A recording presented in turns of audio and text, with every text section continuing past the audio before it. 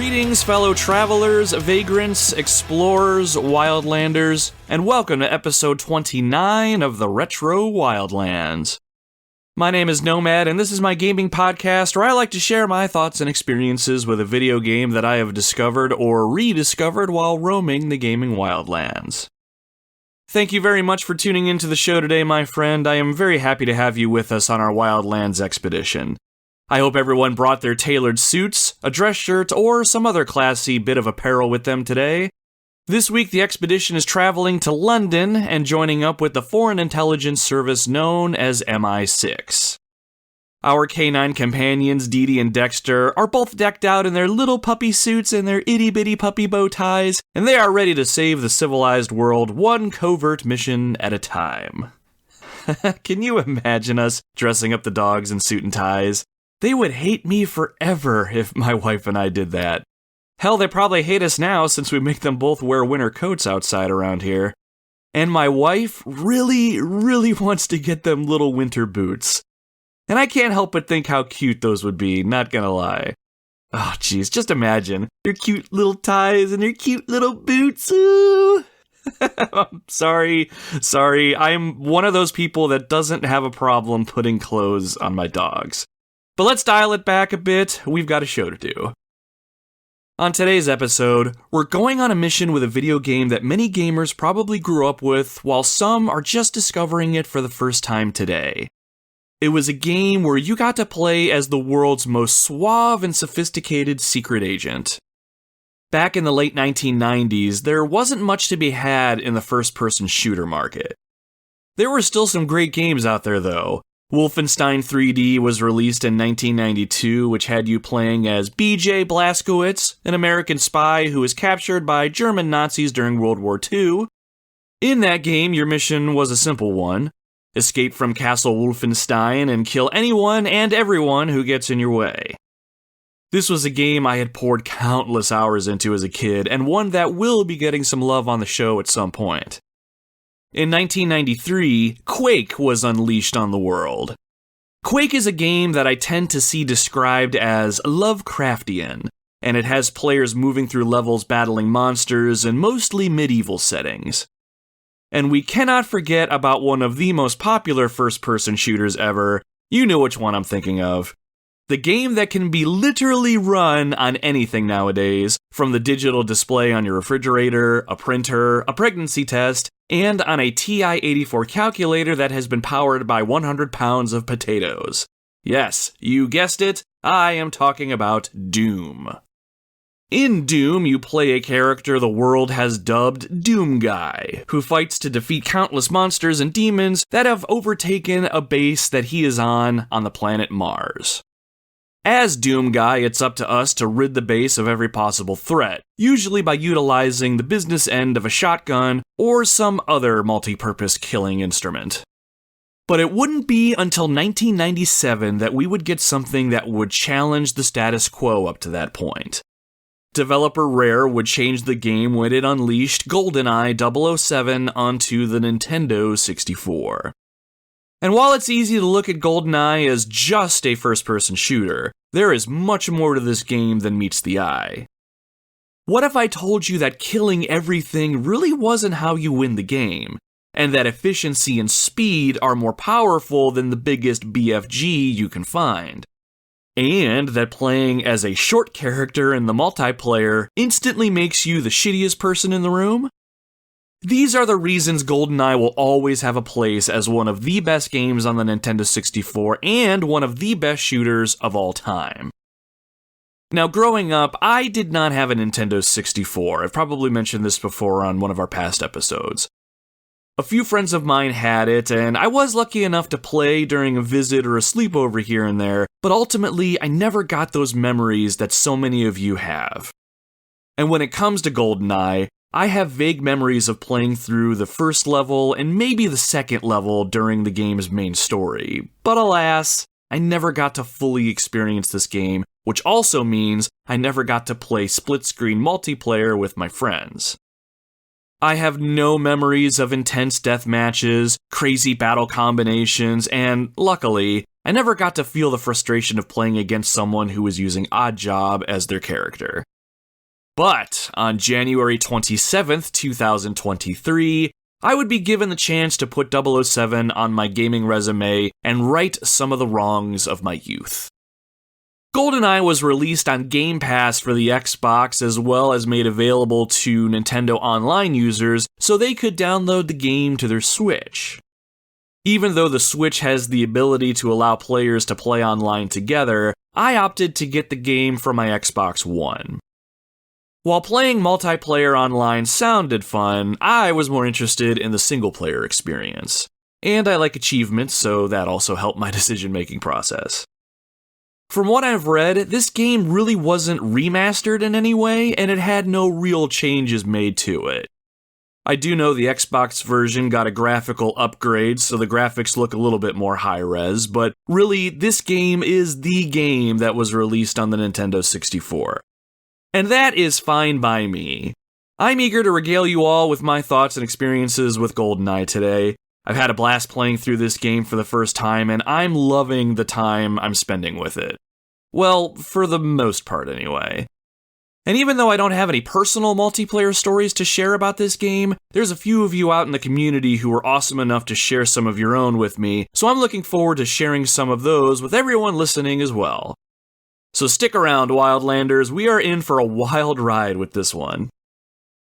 Now, before we get to the GoldenEye conversation, I like to take some time during our intro to give everyone listening a peek behind the scenes here in the Retro Wildlands. This is where I like to just chat you all up for a while and let you know what projects I'm working on for the podcast, what games I might be playing, how the show itself is doing, or really whatever the hell else I feel like rambling about. I encourage you all to stick around, but if that does not sound appealing to you at all, no worries. You can skip ahead about 5 to 7 minutes and you should make your way to the GoldenEye talk. I also have timestamps loaded in the show description so you can get right to where you need to go if that is something that interests you. Alright, for those of you new to the show, or those of you who haven't checked out last week's episode, I tried something different. I decided late in my usual episode recording cycle that I wanted to cover GoldenEye since it had just dropped on the Xbox and Switch on the 27th. I went ahead and announced it on social media that weekend, and then I started to play it. I was pleasantly surprised to find out that this game had many more layers and nuances to it than I originally thought. But the problem there was that I would need more time to really put my thoughts to paper. Now, I try to have the show recorded fully by the end of the day Tuesday. I edit it all together with music and sound on Wednesday for a release Thursday mornings. I figured out quickly that I wasn't going to meet the deadline with everything else I had going on this past week, and I started to panic a little bit. That's when I decided to deploy an idea that I've been kicking around for a little while. I personally love topical discussions, and I love a good top 10 list. I mean, who doesn't, right? One of my biggest worries is taking on a game that requires more time than I'm able to commit to an episode and miss posting an episode on that Thursday. I think there were 2 episodes that I've posted on a Friday so far, and then there was one that I completely pushed out a whole week because of how much I decided to take on, and I wanted to make sure the project itself, when I put it together, was something that I was proud of. But this last week, I didn't want to do that. I want to stay consistent, especially because when I do post an episode, I see a huge jump in downloads, which means that there are some of you out there who follow the podcast and download it the day that I upload it. That is awesome to me, but it also stresses me out a little bit because I don't want to let you all down. The fact that you take time out of your lives for my show is incredibly humbling, so when I knew I wasn't going to make the GoldenEye deadline, I knew I had to pivot. So I decided to try out a top 10 style show last week in the form of my top 10 weapons and gadgets in GoldenEye. The goal was to make the episode shorter and much more focused. It was actually pretty quick to put together too, which freed me up in other areas while still being able to put together something for your ear holes that I was proud of. So, with all that being said, I think I'm going to move forward with tossing in a random list or topical podcast that's shorter than these bigger episodes from time to time. I'm hoping it will mix things up for a little bit and afford me the time I need to properly play and analyze the games that I want to talk about. I'm not really sure if I'm going to do these every other episode, once a month, or just when I need them, but we'll have to see. I have some ideas slated, like my top 10 guilty pleasure games, my top 10 favorite side quests, top 10 worst games I've ever played, and so on. I am curious your thoughts, though. I know I've only done one of these types of episodes, and it's possible not everyone really gives a shit about GoldenEye and the ranking of the weapons, but I would like to know if this idea is something that you might like or something that just sounds completely awful to you. Or maybe you have an idea for an episode like this. It would really mean a lot to me if you reached out to me and let me know. How do you get a hold of me, you might be wondering? Well, the best way would be through our social media pages, which is a great segue to talk about those. Right now, the best way to get a hold of me, and also the best way to follow along with the show, would be over on our social media platforms. We have a presence over on Facebook, Instagram, Twitter, and YouTube. All you have to do is just search @RetroWildlands, and you should find us. You can reach out to me directly by slipping and sliding into my DMs, or you can interact with any of our posts. Certainly feel free to chime in on some of our posts or let me know your thoughts on these new episode ideas. And while I'm thinking about it, if you end up liking the podcast, please consider leaving us a good review on your podcast platform of choice if it lets you. Good reviews are going to help circulate the podcast around, and I'll be honest, good reviews just make me feel good. I'll also read your review on the show and personally thank you, so if that's something that you'd find appealing, please consider helping us out if you like what we're doing here. Alright, what else we got going on here? Other than playing through GoldenEye, I'm still slowly making my way through Crisis Core Final Fantasy VII Reunion. I'm more than halfway through this game, but slowed down playing it just because I'm putting my time into things for the podcast. So far though, I am really liking it. Although, I will say, and I'm curious how you all think, the new voice actor for Zack, Caleb Pierce, is not really doing it for me. While I think Caleb is a great voice actor, and I have nothing but respect for the craft and the time voice actors put into their roles to perfect them, Caleb Pierce is just missing something. Rick Gomez, who voiced Zack in the original PSP version of the game, did really well. Especially when voice acting scenes that were very emotional or full of tension. When the story stakes were high, Rick Gomez really made Zack shine as a character, and I connected with him on a personal level. In my opinion, Caleb lacks some of that oomph needed to make some of the more emotional scenes impactful for me. It's not to say I don't like him as the voice of Zack, I think he's doing just fine, it's just hard to forget how awesome Rick Gomez's previous performance was. So beyond that, Crisis Core Reunion is great, and I'm still happy that this game is available for people to play who may have missed out on it originally. I'm hoping to platinum this game, and eventually I'd like to do a podcast episode on this game, highlighting some of the changes this version has over the old. So, one day down the road. If you yourself have any thoughts about this game, feel free to reach out to me on social media, I'd love to hear what you think. Speaking of Final Fantasy games, I decided to pre-order Theatrhythm Final Bar Line on the Nintendo Switch. It's a rhythm action game packed with 385 or so music tracks from all across the whole Final Fantasy series. I played a version of Theatrhythm on my 3DS and really got into it, so I decided to download the Final Bar Line demo that dropped for the new release. I'm not going to spend any time harping on my first impressions just yet, but I did want to say, if you love Final Fantasy, if you love RPGs, or if you love Final Fantasy music, I think you might get a kick out of this game. While I've not played through all of the games in the Final Fantasy universe, I love the music, and this game is just fun to me so far. So if you've got some time, check out the demo. It's free, it should be available on the Switch, and I believe it's available on the PlayStation 4 as well. I really think you guys might like this one if Final Fantasy's your thing. Other than that, I don't think I have much else to talk about this week. So with that, it's about time to get to the reason that you're all here today. It's time to talk about GoldenEye 007 for the Nintendo 64. Squidge from the Waffling Tailors podcast reached out to the show on Twitter about GoldenEye and said, Once you replay or even think about GoldenEye after all this time, why is it that the soundtrack sits in your head for a cup of coffee and doesn't leave for 3 weeks? Not complaining, the music slaps and the gameplay is awesome as well. You're spot on with that, Squidge, and for me, not really ever playing this game, the soundtrack was still immediately recognizable, even today. The soundtrack for GoldenEye certainly lives rent-free in my head. It even cleans up after itself, so it has been a pretty model tenant. Thank you for writing in, Squidge. I hope you and Jay are doing well over there. Curtis over on our Facebook page chimed in as well and said, I wanted so badly to be able to play this game, but the graphics engine hit me with motion sickness every time. It's hard to gun down your opponents when you're on the edge of vomiting after 10 minutes. Curtis, my man, that sounds absolutely awful when you word it like that, but I think I can see where you're coming from, though. There is a lot of movement to be had, and walking around normally has the camera swaying just enough back and forth where I can see that being an issue for some people.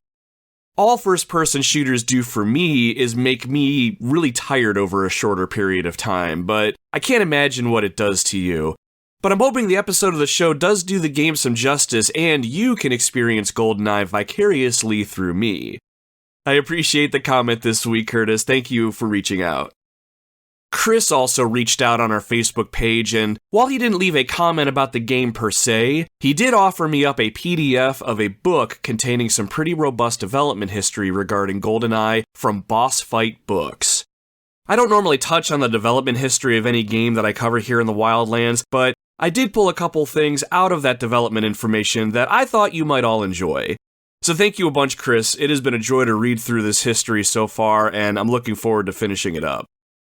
And finally, the Carmine Davis Show reached out over on our Instagram and just left 3 fire emojis, which I will interpret to mean that GoldenEye 007 is straight fire. Which, my friend, I agree. This game may be over 25 years old and contains some fairly rough edges here and there, but I do think this game is worth playing today. And we're going to get into why I think that right now. Thank you very much for reaching out, by the way, too, Carmine. Originally released on August 25th, 1997 in North America, GoldenEye is a game that has far more layers and nuances than I ever originally thought. It's a first-person shooter that takes the existing formula of shoot everything on sight and make your way to the exit, and do something different with it. The developers didn't want you to just be some unnamed person with a gun. They wanted to make the player feel what it's like for James Bond to be inserted deep behind enemy lines, surrounded by constant threat, but also replicate that feeling that comes with squeaking out alive, relying on your weapons training, your cunning, and maybe a unique gadget from time to time. So do we have what it takes to save the world as one of the most notorious secret agents around? I say we find out. Grab your silenced PP7 handgun, strap on your MI6 issued watch, and straighten that tie. It's going to be up to us to save the world from an orbital threat that everyday ordinary people don't even know exists.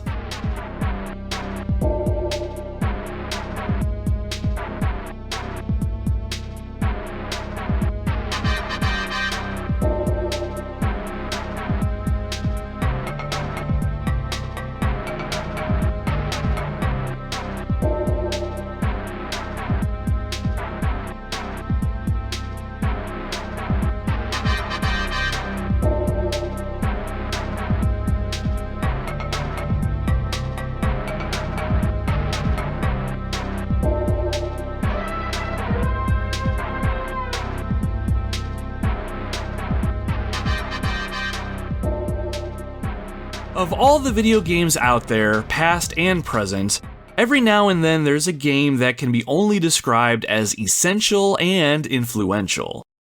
GoldenEye 007 is one of those video games as it really helped define and refine the first-person shooter genre, and I'd like to think veteran gamers would agree with that statement. Now, if you would have told me that GoldenEye was an essential experience and one of the most influential video games of all time more than a couple weeks ago, I probably would have told you that you were full of shit. I've probably mentioned it a few times up to this point already, but I never played GoldenEye growing up. Worse than that, I never owned a Nintendo 64 growing up. And while I did play the first couple single-player levels thanks to some cool childhood friends of mine, whose names are escaping me right now, all I knew about GoldenEye was the robust multiplayer experience. But even then, that was something I never had a chance to partake in. I would hear so many stories over the last 25 years or so of how awesome playing a round of multiplayer was, especially if you used some of the sweet-ass cheats that you could unlock. There were things like paintball mode, big head mode, slappers only, ×2 throwing knives, and game modes like the man with the golden gun, license to kill, and more. It all sounded incredible, but alas, it was not meant for me.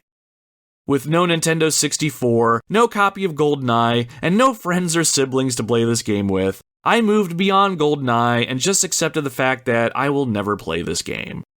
Everyone else can have the cool memories with it. I'll just live vicariously through you all. It's fine, no big deal. That was until January 27th, 2023, when GoldenEye was re-released on the Xbox through Game Pass and on the Nintendo Switch through Nintendo Online. Once I got this awesome news, I hopped onto my Xbox One and without much thought at all, I downloaded it. As I booted the game up, I was met with a screen that was all too familiar. Even though I never really played this game when I was little, it's one of those opening screens that's just embedded in your mind. On screen, that gold Rareware logo started spinning and the music started. The logo didn't even finish with a full rotation by the time I felt a smile slowly creep onto my face. When you hear this opening tune once, you never forget it. It's funny, even though I never played this game really, I'll never forget this opening segment. And then after a few moments, the music fades, and we're treated with a video game version of James Bond strutting on screen as viewed through the eyes of a gun barrel. And with that classic turn and pivot, Bond fires his own weapon and the would-be assassin falls, becoming one of the many bad guys who will fail to kill MI6's best secret agent.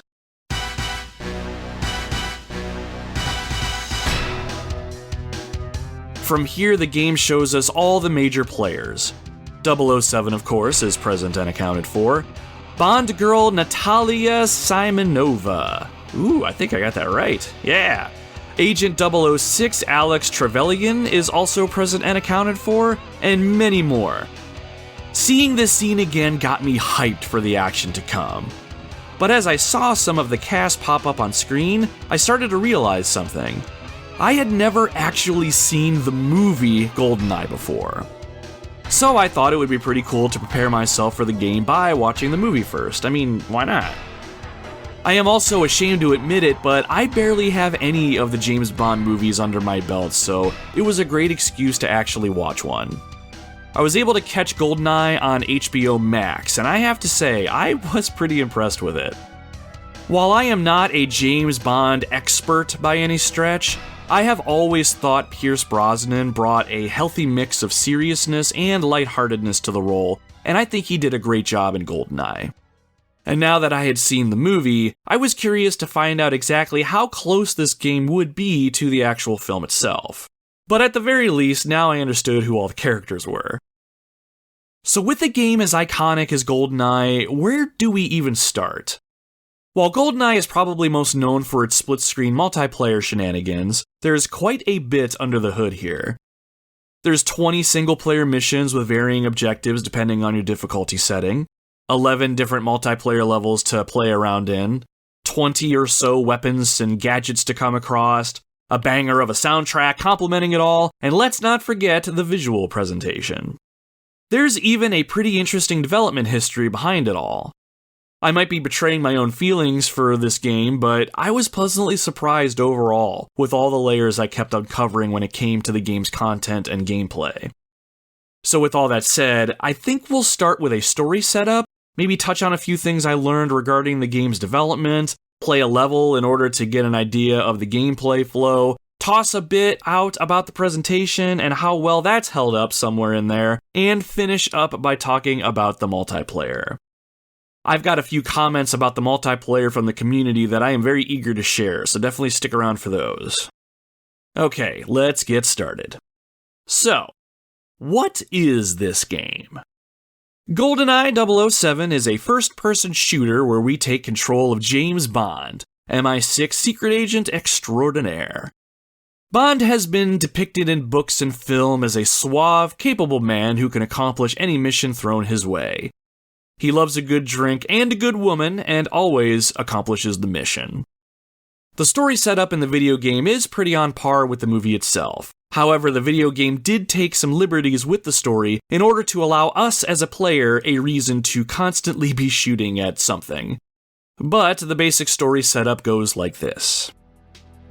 In 1986, MI6 has uncovered a secret chemical weapons facility located at the base of a dam in the Soviet Union. Bond is to infiltrate the facility, sabotage it with explosives, and escape. Bond won't be working alone on this one, however. Agent 006, Alex Trevelyan, will be on site as well to assist with the mission. True to the movie, we as the players start off by making our way to the dam and bungee jumping off of it in order to use one of our mini gadgets to land safely at the bottom and infiltrate the facility through an exhaust port. Once inside, we need to rendezvous with Agent 006. We also need to locate the chemical weapons tanks, make them go boom, escape, and then celebrate with our martini of choice and some good company. At least that's the plan.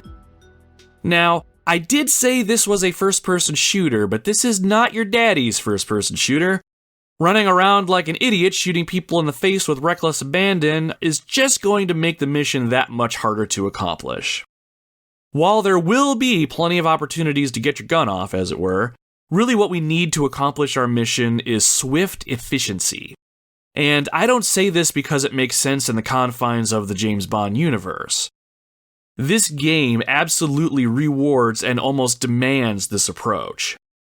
Many first-person shooters, even ones today, put an emphasis on the idea that you can just blow the shit out of any enemy or obstacle in your way, make your way to the end of the level, and that's it. That's all the strategy you need.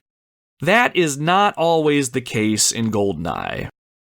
Rushing around a level spraying bullets everywhere is a very quick way to complicate your mission.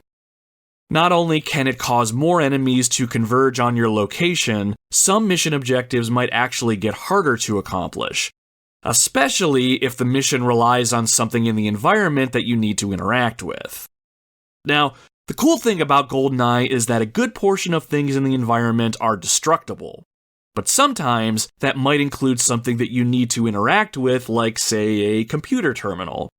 If you end up blowing that up, you might as well start over because you couldn't control yourself and now you can't accomplish the mission. So that said, the key is to be quick and efficient. I think the phrase, slow is steady, steady is fast, applies very well to GoldenEye most of the time. Now, a lot of this goes out the window when you're trying to murder your friends on multiplayer, of course, but we'll get into that in good time. Before we get into the game itself, I thought it would be interesting to touch on some of the development history around GoldenEye.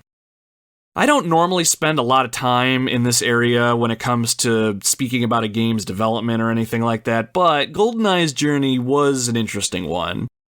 It was pretty cool to me learning how this game became what it is, but more so, what this game was originally supposed to be. Now, the Nintendo 64 was a pretty good console, and its library of games are largely to thank here. A majority of the best games were Nintendo-developed ones. However, the third best-selling game on the entire platform was GoldenEye, which was developed by Rare. Rare is a pretty well-known developer in the gaming sphere. They're responsible for games like Donkey Kong Country for the Super Nintendo, Banjo-Kazooie for the N64, Conker's Bad Fur Day, and even some older titles on the original Nintendo like RC Pro-Am and Battletoads. Rare quickly became a second-party developer for Nintendo, and they would often enjoy the privileges of a blank check when it came to funding. When Nintendo and Rare got together to talk about the making of the game based on the film GoldenEye, it was originally slated to be a side-scrolling 2D platformer for the Super Nintendo. At the time, Donkey Kong Country was a graphical wonder, and it was thought that they would mimic that style in a new James Bond game. However, project director Martin Hollis wanted to go a different direction with this game. The side-scrolling platformer was already a tried-and-true game style, and with GoldenEye being a licensed property, it already had the odds of success stacked against it. Licensed games, especially back in the day, didn't have the best of reputations. They were commonly looked at as cheaply made cash grabs. I'm looking at you, Super Nintendo games, Shaq Fu, Home Alone, and Home Improvement, Power Tool Pursuit. Yeah, you heard that right. That last game actually exists, and it is as awful as it sounds. But anyway, Hollis suggested that GoldenEye be more of a 3D shooting game. With the Nintendo 64 on the horizon, it only made sense to make the jump to the new platform. Hollis himself had some great ideas that he brought to the table. James Bond wasn't just known for using weapons. There were the gadgets, there were the memorable characters. Hollis had a plan to highlight all of that and more. Once Hollis and the team got to work, they used games like Virtua Cop and Doom as influences. Both of these games were popular first-person shooters at the time, but the team also took inspiration from Super Mario 64, Mario's first outing in the 3D space. Virtua Cop provided the inspiration for game mechanics like position-dependent hit reaction animations, the manual aiming system, penalties for killing civilians, and, believe it or not, reloading your weapon in real time. Oh, and speaking of reloading, the developers had this really interesting idea where they wanted the player to be able to reload their weapons by unplugging and reinserting the N64 controller's rumble pack. Nintendo squashed that idea pretty quickly though, but I will say, the concept sounds pretty awesome, even if it would have been a pain in the ass for the player. I mean, can you imagine how often you would have to do that if you decided to use that 20-round clob? That would have been awful. I mean, if you know, you know. As far as any other inspirations go, the only other one that really stands out to me is the concept of multiple mission objectives. That was something that they lifted straight from Super Mario 64. Now, if you think the idea that this game was almost a side-scrolling platformer is pretty interesting, I also read that the developers were considering making this game more of an on-rail shooter, meaning the player would not control where they go, and they were at the mercy of a predetermined path that they would automatically go down. They originally thought of doing this and mixing in some of the more free-roaming aspects that we have now. The reason for this was, at some point in development, they didn't quite know how the N64 would work with the control scheme that they had in mind, and they were worried that it was going to be too complicated for the player. Before they decided to scrap the on-rails idea, some levels were already built with the on-rail mechanic in mind. One example is the facility level, which is the second stage of the game. Now, I am no game designer, so I might be wrong on this, but when the developers were making the game levels, they seemed to make them kind of ass backwards. The designers initially focused on making the levels as interesting and eye-catching as possible. They put in the background elements and everything else they needed to make the area visually appealing. Then, when that was done, they decided to figure out where the levels would begin and end, where the characters would be set up, what enemies would be in which level and where they would be, and what objectives would be on each level. Hollis felt as though this approach gave the levels a more realistic feel. When playing GoldenEye, have you ever come across a room or an area that just seems to serve no purpose? That is a byproduct of this design choice because, just like in real life, not every room or location really has a purpose that ties into whatever it is that you're doing at the time. I would assume that level design would actually be the other way around, but really, when I think about it this way, it's kinda neat. There's a crap ton more on GoldenEye's development that I found absolutely fascinating, but I don't really tend to go that deep into the development side of games on the podcast. There are plenty of other podcasters out there and content creators that have done and will do a better job than me in this department, so I encourage you to search them out if you'd like to know more about GoldenEye's development history. All in all, my takeaway was always that the developers were not interested in making just another gaming staple, and they certainly did not want to fall into the stigma of the time that was the licensed video game. Even after deciding to scrap the idea of a side-scrolling platformer, they didn't want to just settle on the typical first-person shooter formula. They decided to continue on with their overarching mission, which is make the player feel like James Bond. And it's a decision that I think really paid off in the end. So that's a very short taste of the development history. Let's shift gears and get into the game itself. Let's talk about the presentation first. So, GoldenEye came out over 25 years ago on the Nintendo 64. And while the graphics were probably amazing for the time, they did not age particularly well. Now, don't get me wrong, I think the graphics overall are just fine. I think they're pretty spectacular in some spots, actually. It also helped my experience that I was playing on the Xbox One version where the graphics got a nice facelift. But that also meant I got to see some of the, harder edges, as it were. Level design and appearance are pretty on par for the time. While levels will have things like boxes, watchtowers, vehicles, and things like that in them, they can be pretty barren, all things considered. Especially any outdoor sort of location. Levels like the dam, the open snowfields of Surface, and the streets of St. Petersburg are very wide open and pretty void of detail. However, most indoor locations look pretty good, and there's a decent amount of objects in the environment that add to the overall atmosphere and just the overall feel of that location. I think the game's second level, the facility, is one of my favorites because of this. There are computer terminals set up, tables with lab equipment on them, bulletins stuck on walls, things like that. The levels may be full to the brim with polygonal shapes, but I like them, I really do. Now the characters, I have to say, are pretty comical by today's standards. A lot of them animate well enough, but they can be pretty blocky looking. But what stands out more than anything are their faces. I read that the faces were actual photographs of people that were wrapped onto the character models. The people whose faces that we see are pretty much anyone the development staff could find. They were the game designers themselves, miscellaneous IT people, janitors, even kids. Here's one that you veteran GoldenEye players might recognize. Remember in the facility level where you have to find the double agent scientist that gives you the door decoder to access the nerve gas containers that you need to blow up? That face model is of David Doak, one of the game's designers. Bond actually addresses this character as Dr. Doak in dialogue.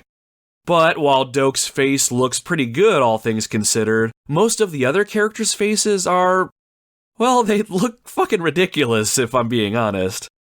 And while I think they probably don't look all that bad on the Nintendo 64 back in the day, on the Xbox you can absolutely see these characters' faces much more clearly, and they are just awful.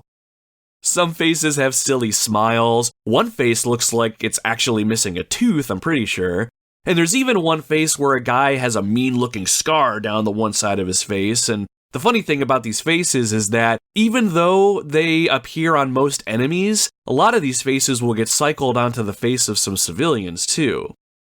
The guy with the scar down his face sometimes appears on one of the faces of one of the scientists that you might come across, and they look about as dumb as you can imagine.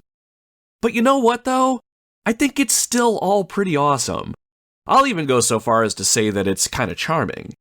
Sure, characters can look a little blocky and stiff sometimes, but at this point, it's just part of the overall experience. Main characters like Bond and Alec do look pretty good though, all things considered, so you can tell a lot more time was put on the main characters of the game, but still, some of these characters just look awful, but I love it. Now, while the characters themselves can be a bit hit or miss visually, I think a decent amount of effort went into the weapons. All of them look really good, especially your standard issue Walther PP7. I also like that small details were put in. For example, the slides on your weapons will rack back when you fire them, and bullet casings will fly out as you pull the trigger. These are all details that are pretty common now, but back then, they really added to the overall experience, and it was pretty cool to see that much detail. Aside from the visual presentation, GoldenEye's sound design is surprisingly robust. Every weapon you use sounds amazing and very weighty. Bullets ricocheting off walls and objects have that 1980s movie flair to them and just fit into this game so naturally. When I think of this game and recall any memory of it, my mind tends to go to the sounds of a firefight and those ricocheting sounds. Man, doesn't that just take you back? Or how about that iconic reloading sound? It all just sounds so crisp and really brings the game world alive. And to add to all of that is the game's amazing soundtrack. Every level in this game has a track that's uniquely all its own and really captures that James Bond touch. Some levels that require you to be a little stealthier have a nice ambience to them, while other levels where you're blowing up everything in sight are complemented with an upbeat score that never loses that Bond flair. There's a good chance you're going to be replaying several of these levels, and the soundtrack really helps drive you forward. It's just another thing about this game that really makes you feel like Bond himself. So speaking of feeling like 007, I say it's time we fire up the game and get down to business. We'll check out the very first level and get kind of a basery feel of the gameplay mechanics and what you can come to expect. After we fire the game up and make our way past the opening cinematic, we come to the main menu. There are 4 file folders which essentially act as save slots for your progression. I'm sure this is probably a fantastic feature that worked great for houses with siblings, so each of you could have your own progression. In any case, we select a folder and we're taken to a screen where we can select a mission or jump right into a multiplayer match. We'll be talking about the multiplayer a bit later, but for now, let's hop into a mission. From here, we select which mission that we want to partake in. When we first start, only the dam level is selectable, but as we go, more levels will open up as we play. After selecting dam, we need to select a difficulty. Agent is your easy difficulty, Secret Agent is more or less the normal one, and 00 Agent is your hard mode. Now, I'm fairly positive 00 Agent only becomes available after beating a mission on Secret Agent, but my goldfish brain can't remember. Basically, easier difficulties have less enemies who die easier and are terrible shots, whereas hard difficulties will see more enemies who are better shots and deal more damage. Ammo pickups are also more robust on easier modes. But the biggest difference between the difficulty modes is the number of objectives that you'll need to complete before you can consider the mission a success. As an example, on Agent difficulty, the only objective on the dam level is that you need to bungee jump off the dam itself. On Secret Agent difficulty, you need to do that, but you also need to disable several alarms around the level.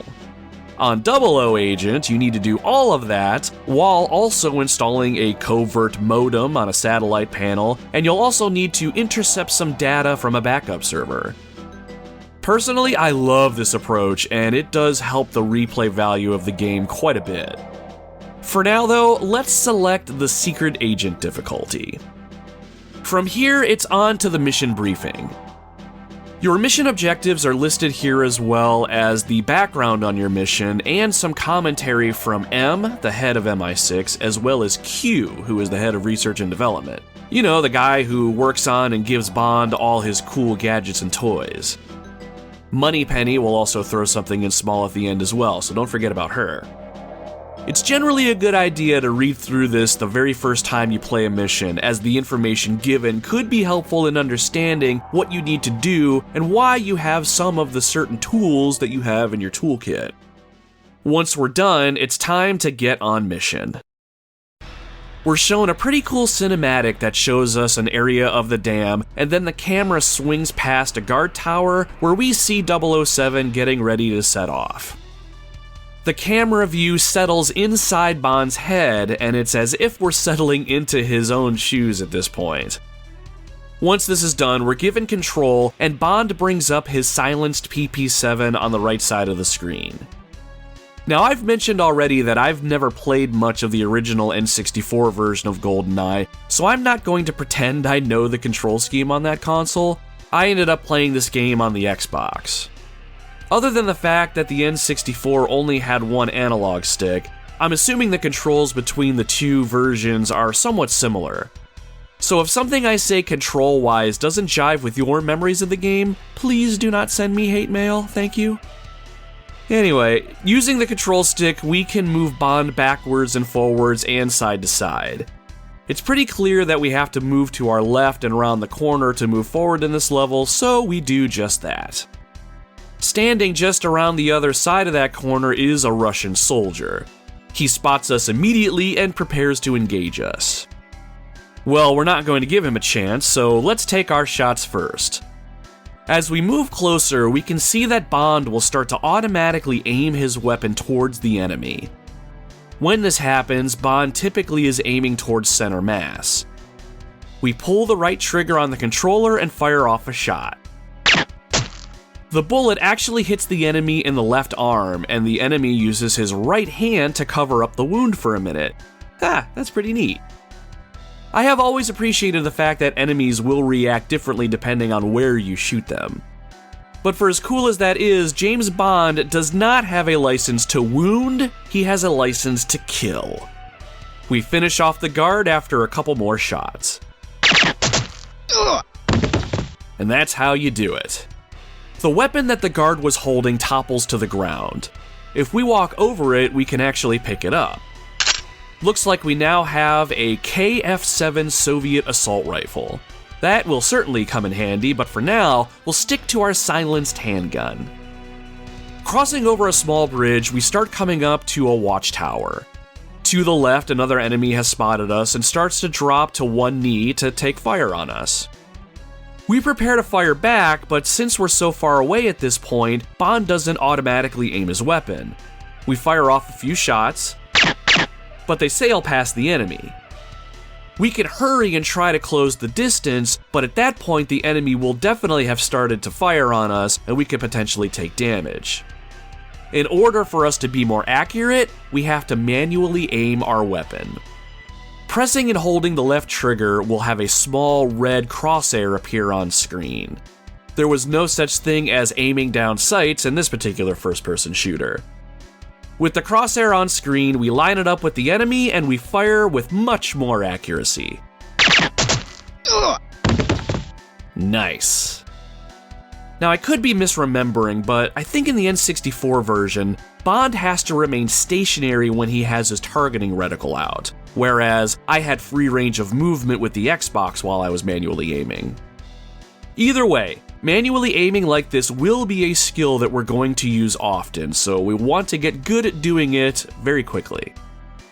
Moving on, we walk over to the weapon the guard dropped on the ground and we pick that up as well. Rounding the watchtower, we have another goon waiting to take a crack at us. This time, we decide to end the encounter swiftly and more efficiently. We manually aim our crosshair, line it up with this poor sap's face, and pull the trigger. Haha, good night. Things seem to be going pretty smooth up to this point until... Up ahead is a long service tunnel with two more guards taking potshots at us. At this distance, even manually aiming will be a bit of a chore. In order to avoid the incoming fire, we opt for a full retreat and we double back into the watchtower. Once we get to the top, we spot a very welcome sight. A silenced sniper rifle is on the top floor just waiting for us to claim it. Without hesitation, we do, and we cycle our weapons so that we're holding our new weapon. The sniper rifle has a pretty solid zoom feature. We angle our weapon down the tunnel and bring up our crosshair. The camera automatically zooms in quite a ways, and we zero in on the enemy guards. We line up a headshot on one and pull the trigger. Ah, fuck, we missed. The crosshair is going to sway back and forth, simulating Bond's hand tremors, so we're going to have to try again. Steady. Ah, there we go. We repeat the process with goon number 2, and we are in the clear. Nice shooting, Agent. As we move down the tunnel, it's probably a good idea to take a moment and remind ourselves what our mission objectives are. Pressing the start button, Bond will bring up his MI6 issued watch, and we'll be brought to the game's menu interface. We can do several things here. We can check out what items that we have in our inventory, such as weapons and gadgets, and we can equip them directly from the menu if we need to, but we can also check our mission objectives from here. For this particular mission, we need to neutralize all alarms and bungee jump from the platform. Now, here's the fun part, or the frustrating part depending on your viewpoint. The game does not give us any sort of waypoint or any sort of on-screen indicator to let us know where our mission objectives are or what the objects look like that we need to interact with or destroy. As we make our way through this mission and all the other missions, we're going to have to figure them all out on our own. Some of them are fairly obvious, some of them are not.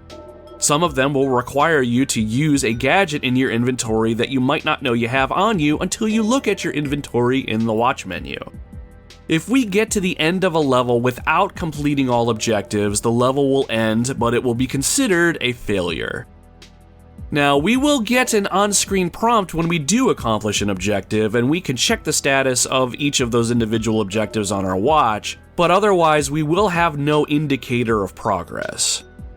A great example of this type of objective would be, in the bunker level, you have to go around and disable all security cameras.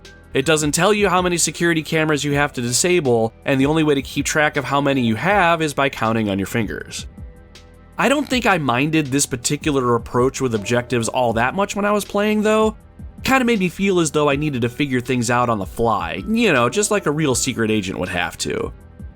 But I would run into instances where I would make it all the way through a level and find that I missed maybe one of those security cameras somewhere, and I needed to go all the way back through the level, room by room, to find the one that I missed.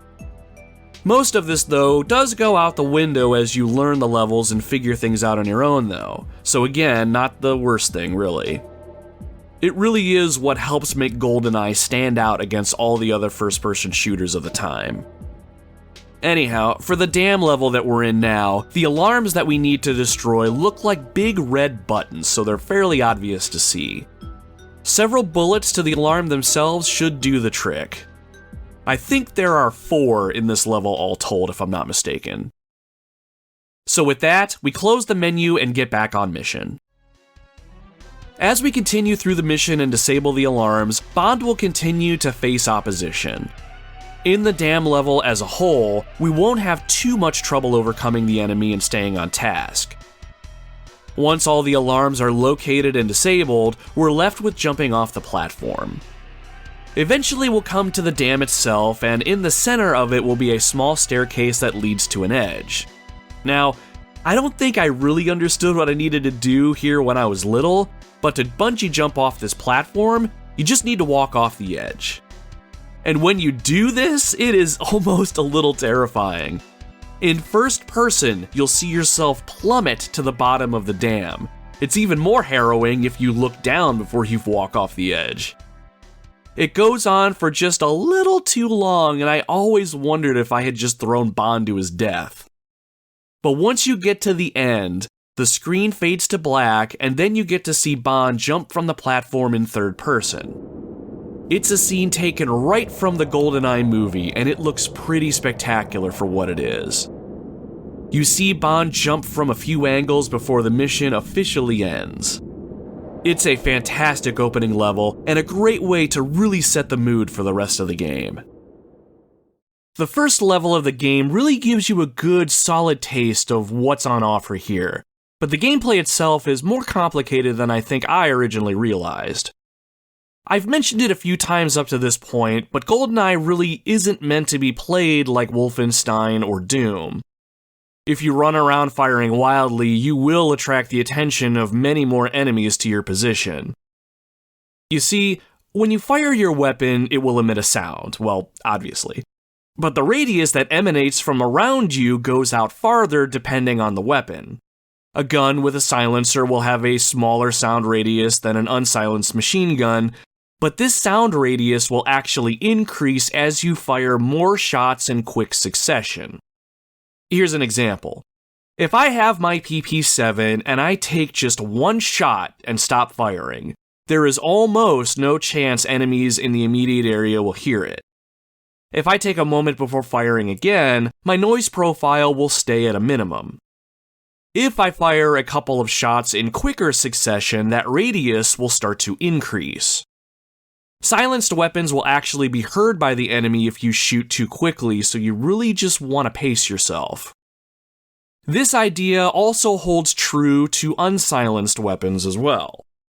The KF-7 Soviet assault rifle, for instance, does not have a silencer on it, so its initial sound radius is much larger than the silenced PP-7.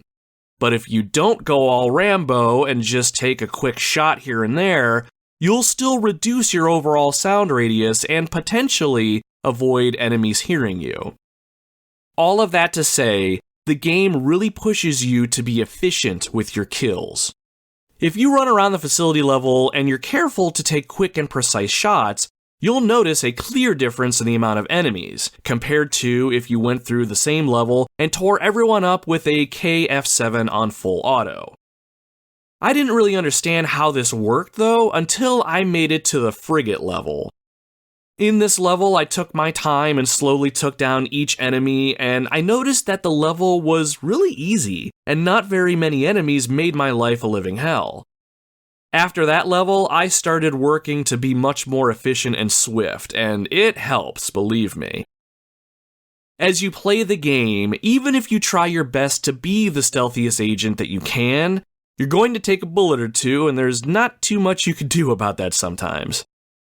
You can check your health on your watch where you can see it to the left-hand side of the screen in an orangish-reddish tone.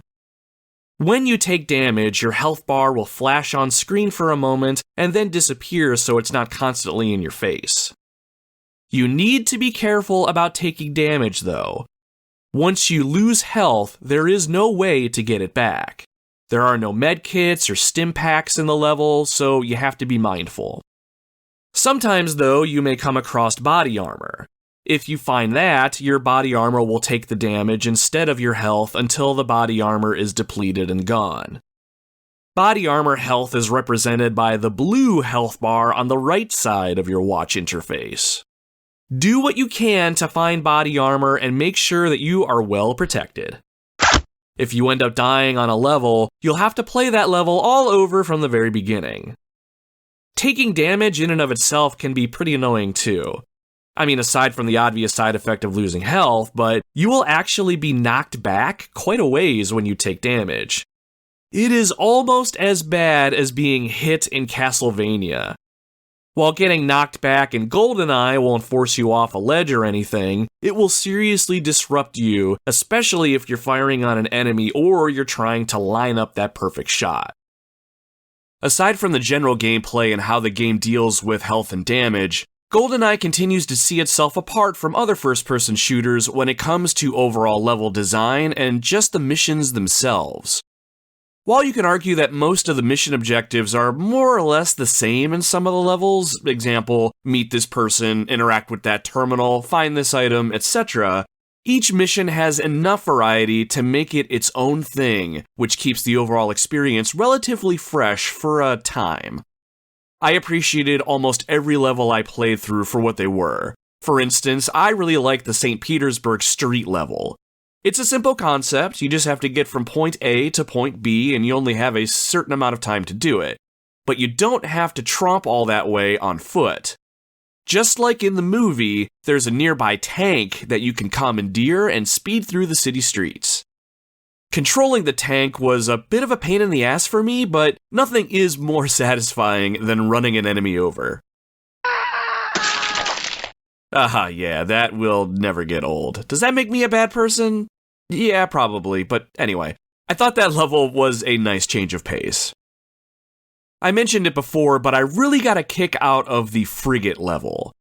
In this stage, on Secret Agent difficulty, there's 2 bombs on the ship that you need to defuse, a helicopter you need to throw a tracker on, and hostages that are scattered all throughout the ship being held at gunpoint that need rescuing. I learned pretty quick that going in guns blazing is a quick way to get those hostages killed, though. You come equipped with a silenced D5K submachine gun, and if you can keep your trigger finger in check, you can breeze through this level like a boss. I really enjoyed coming up to a room, crouching down, and getting an idea of where the enemies were in the room if I could before I entered. Once I made my way into the room, it was a quick tap to the head on each enemy and voila, hostage rescued.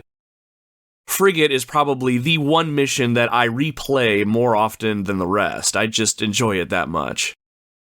While I'm talking about levels, I do want to complain about a couple. Mostly to see if you had any similar feelings and experiences in these stages, or to see if I just suck and I'm just being a big baby. So with that, let's talk about Bunker 2. So in the Bunker 2 stage, you've been taken prisoner.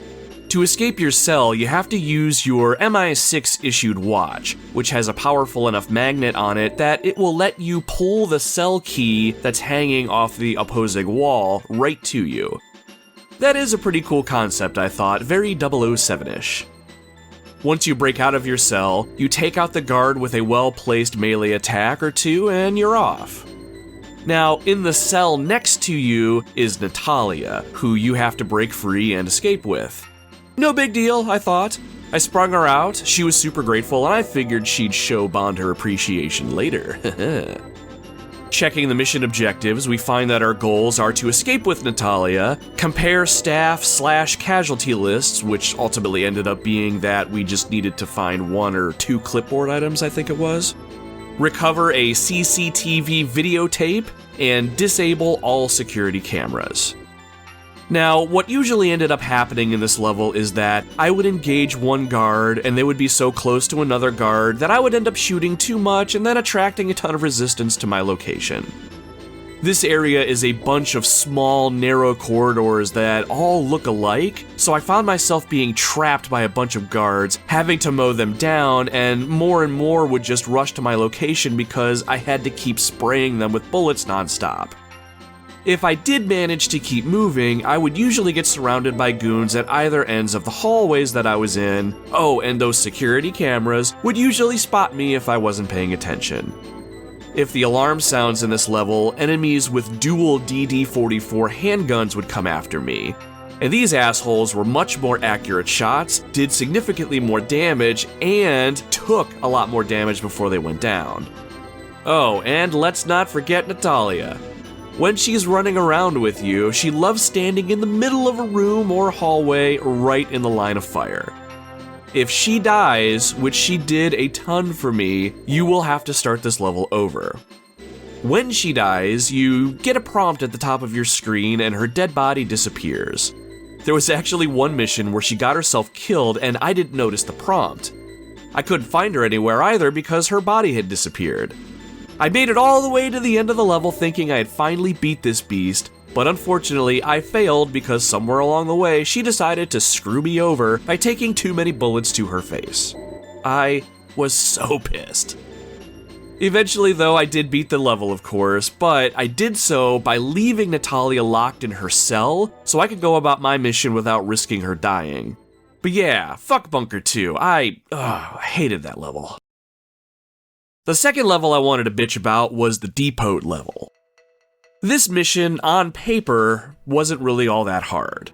You're in a warehousing complex and you need to find and destroy a computer network, obtain a safe key, use said safe key to obtain helicopter blueprints, and then locate Alec Trevelyan's train. Simple, right?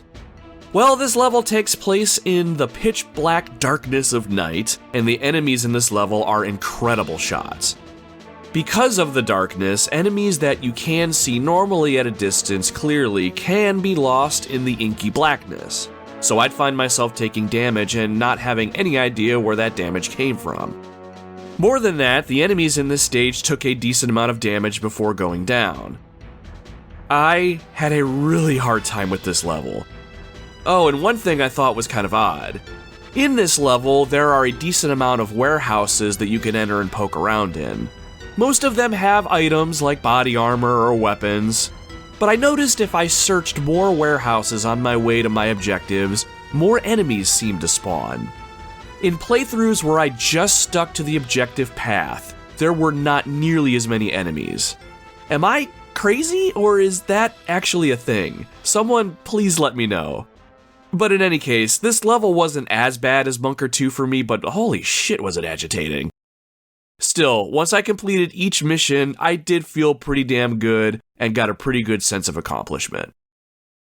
So with that said, I don't think I really have much more to talk about when it comes to the gameplay.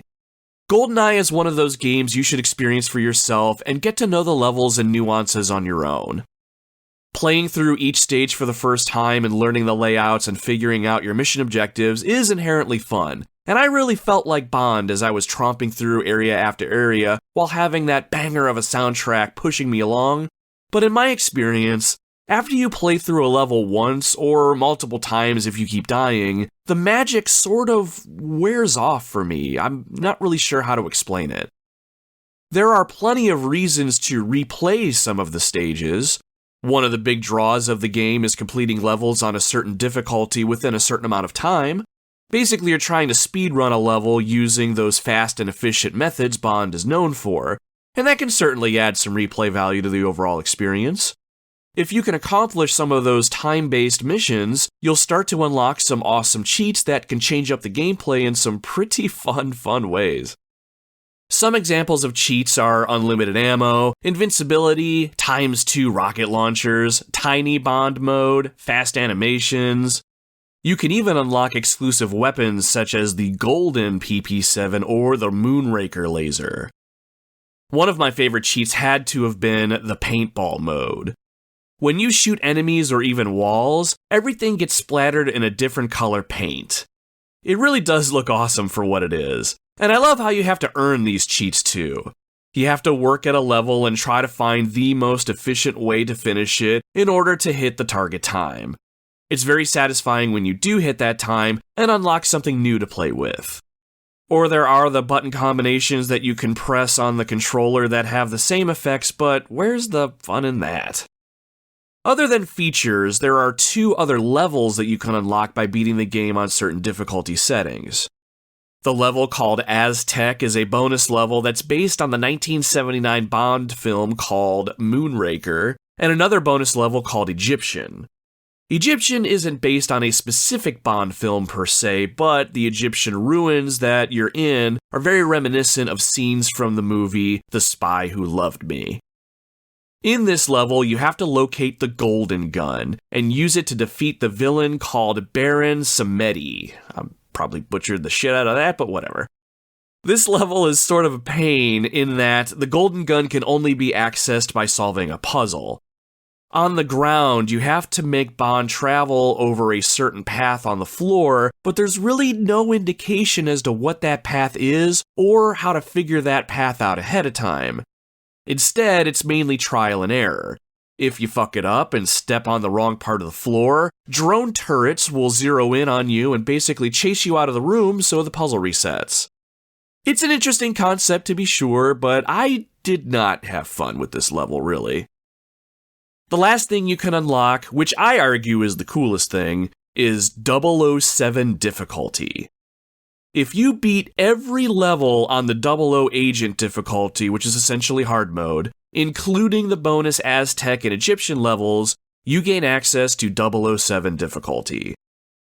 After you've put your blood, sweat, and tears into completing all missions on the hardest difficulty, 007 difficulty allows you to manually adjust the health, enemy damage output, enemy accuracy, and enemy reaction time. Basically, you can make the levels as easy or as hard as you want, and just have a chance to play God for a little bit. It's a pretty awesome reward for all of the hard work, even if the novelty doesn't last. Like I said, after just a single playthrough, I was pretty content with my time spent and really didn't care to keep pressing onwards. But to be fair, I was only really playing half of GoldenEye 007. You see, where the real magic of GoldenEye lies is with the multiplayer. Now, I struggled with the idea of actually doing an episode on GoldenEye for the podcast at all, because I never played a multiplayer match from what I remember. I have no stories to share of times where my friends and I stayed up all night, no memories of wanting to punch my siblings in the teeth for using Oddjob, and no nostalgic ties whatsoever. So could I even talk about the multiplayer and do it any justice? Well, that's where you all came to my rescue. I put a call out to the Wildlands community and asked if any of you would be willing to share any of your multiplayer memories with me, and I'd read them on the show. So we're going to finish up this episode by doing just that. So real quick, a multiplayer rundown. You can get up to 4 friends together on a single system and play split screen against each other.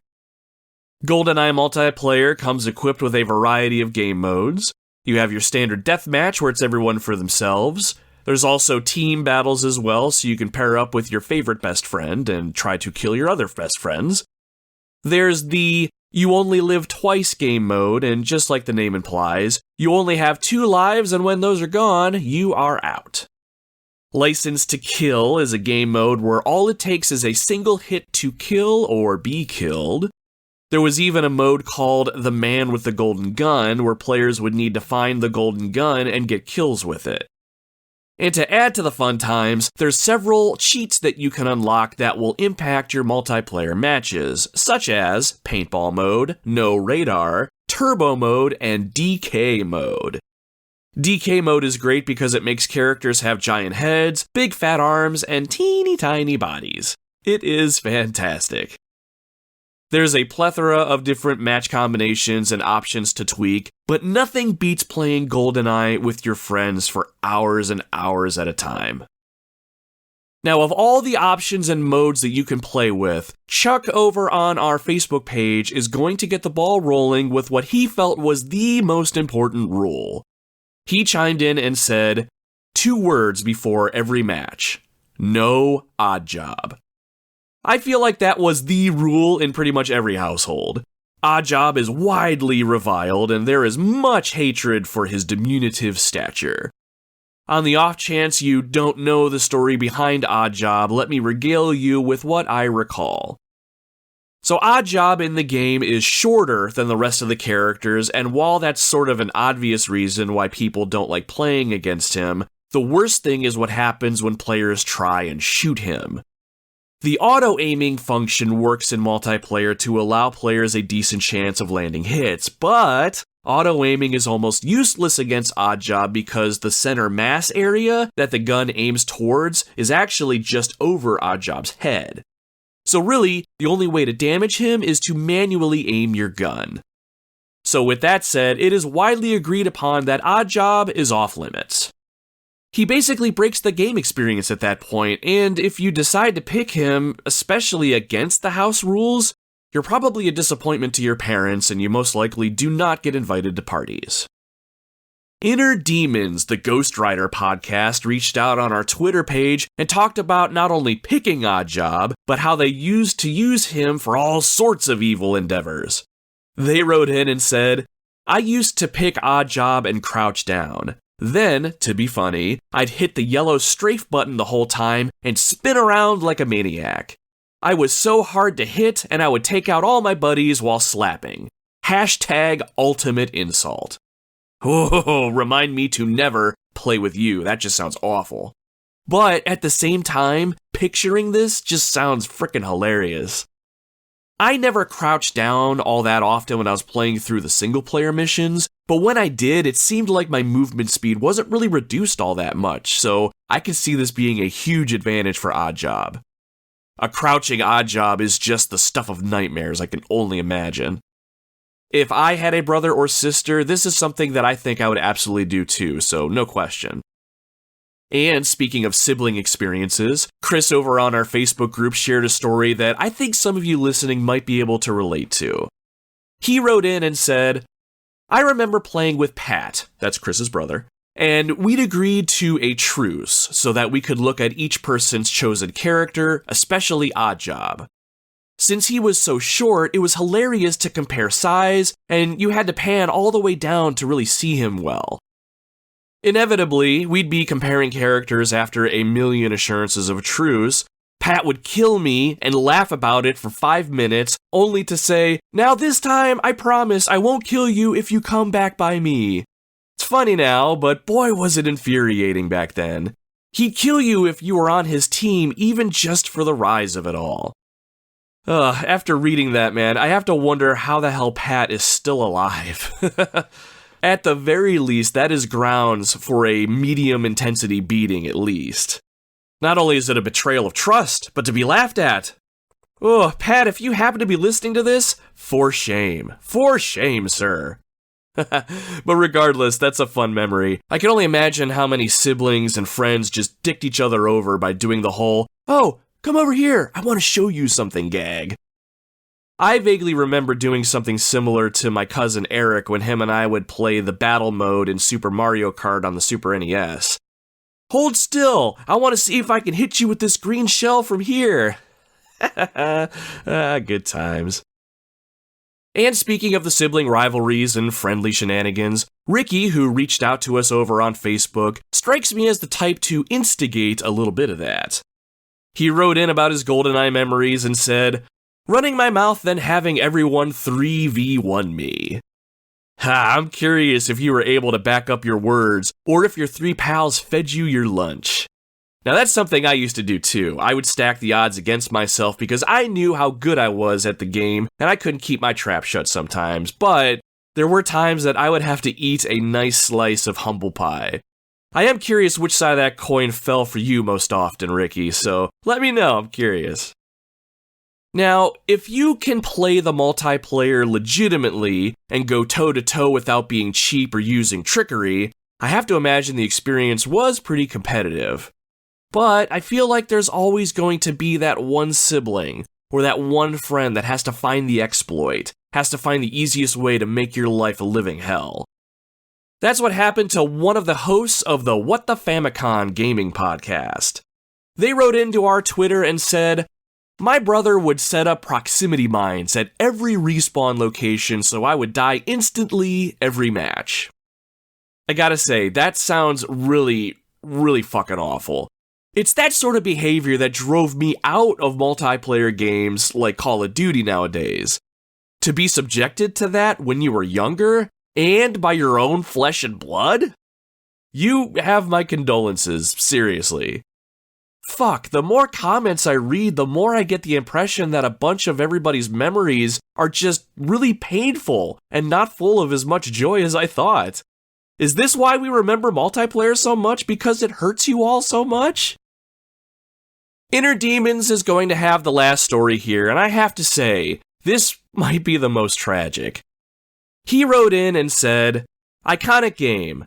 One time a friend and I played Temple with rockets, but I asked his little sister to play around to be nice.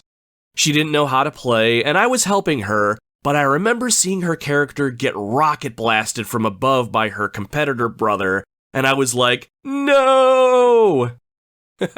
See, even when you try and do something nice, GoldenEye's multiplayer just seems to bring out all the evil in us. You know, now that I think about it, maybe it's a good thing that I haven't played any GoldenEye multiplayer. I feel like everyone here is wrestling with some pretty intense demons.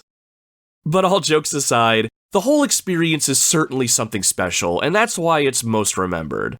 Sure, there's plenty of ways to game with other people nowadays, but there was something magical about just playing with your friends or family in the same room together and just screwing around and having a good time. You cannot put a price on that. I am curious if the game being made available on the Xbox and Switch will produce some new memories for people. Time will tell, it seems. I want to extend a huge thank you to everyone who took the time to share some of your GoldenEye multiplayer memories with me so I can share them with the rest of the world. I really appreciate you all letting me be a part of that. If for some stupid reason you left me a comment about the multiplayer experience and I missed it, and didn't read it on the show, please reach out to me directly. I don't think I missed anyone, but just in case. I am just one man after all. So, when you wrap it all up, GoldenEye will go down in history as one of the most influential games of all time, but also one of the most unique. While GoldenEye was used as a stepping stone for other titles in the first-person shooter space, and while some may argue the game itself hasn't really aged all that well, you cannot deny the passion that the developers put into this game. Sometimes it's enough to just take up arms and blow the shit out of everything in your way, and that's just fine. But Rare and that development staff really had a vision for what they wanted to achieve. For me as a gamer, one of the things that I love most about video games is that the good ones remove you from your everyday lives and put you in the shoes of somebody else, or puts you in a brand new experience that's separate from your everyday to-day. You get to experience new things, and you really feel like you're a part of another world in the process.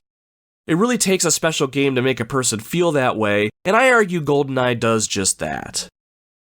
When the music starts, the level fades in, and you see the world through the eyes of James Bond, you aren't just occupying a vessel. You are James Bond. You're outwitting the enemy, you're taking out the bad guys, and you're the one saving the world. If a game can make you smirk while you're playing it, and it continues to pull you into the experience, you know you've got a great game on your hands no matter how old or unpolished it is. And GoldenEye 007 is one such game.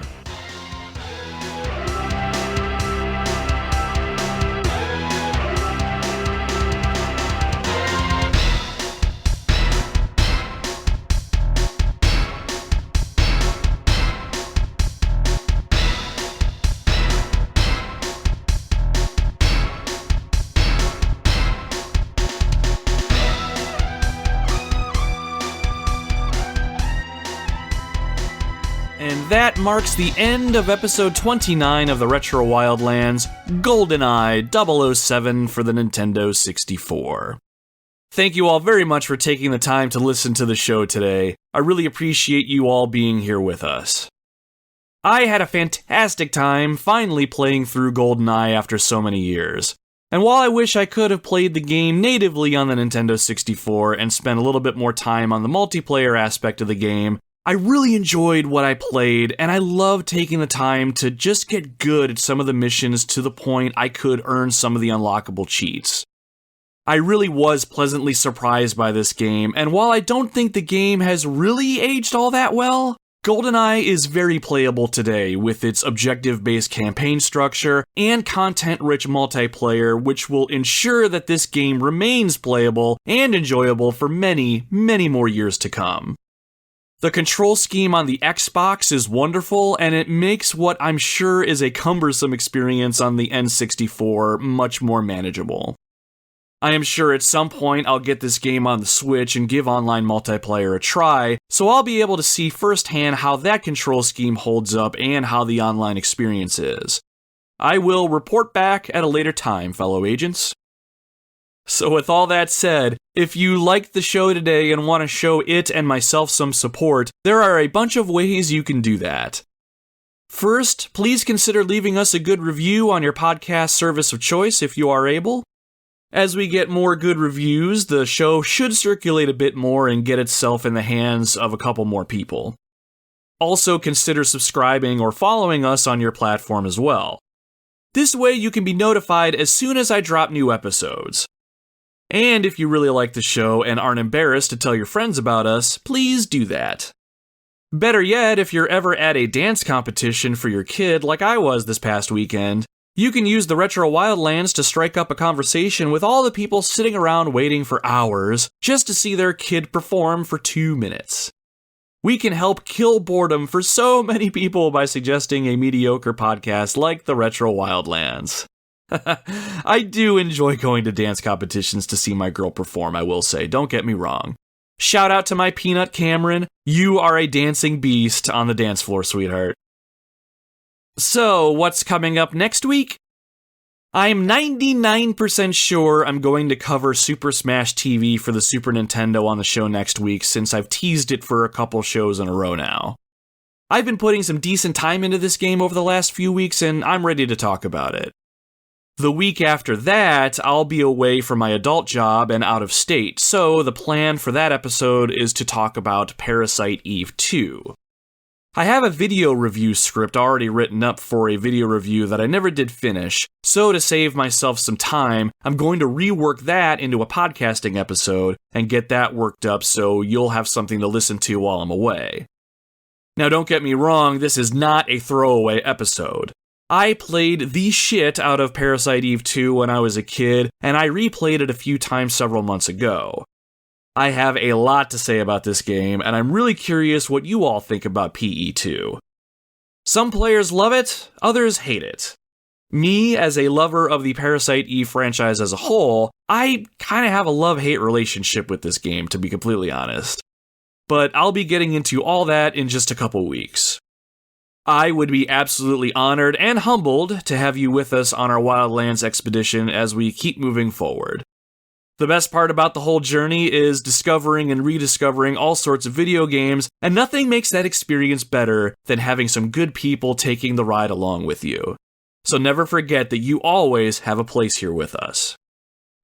Until then, my friends, my name is Nomad, and you can find me roaming the retro wildlands.